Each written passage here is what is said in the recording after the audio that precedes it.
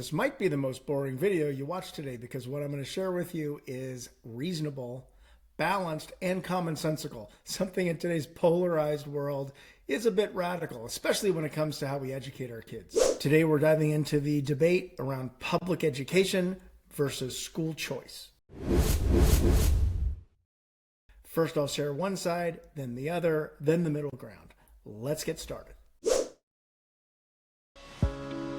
The whole concept behind public education is that it ensures equal access for all students. Public schools are open to everyone, regardless of income, location, background, so everyone has equal access. It promotes civic unity and shared values. Public education really is about creating a common educational experience, fostering social connections and social learning, and democratic participation. Public education protects funding for underserved communities. So the idea that diverting funds to private or charter schools can really weaken public schools that are already serving vulnerable students.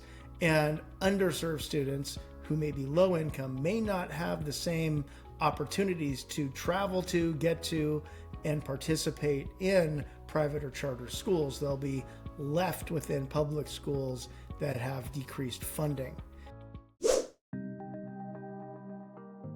The school choice perspective really is about empowering parents to select the best fit schools for their kids. So vouchers, charters, and magnet schools give families more control over education quality. School choice is all about driving innovation through competition. So alternatives to traditional schools often test out new models. They lead to broader improvements in education. And so more competition provides more options for parents and their students in terms of what's the best fit for their child and what new models might be available that public education can't provide. It holds schools accountable for performance. So schools must compete to attract students, which creates pressure to meet higher standards so that you get an increase in the quality of education overall.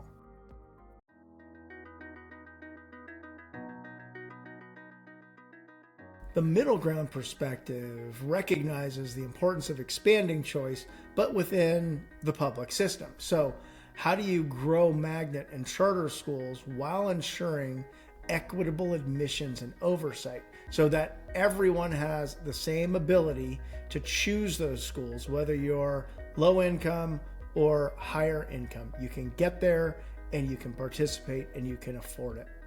Tie funding to student outcomes, not the system itself. So fund the models that show positive results, whether public or choice-based. And what you want to do is you want to create strong accountability where funding is tied to outcomes.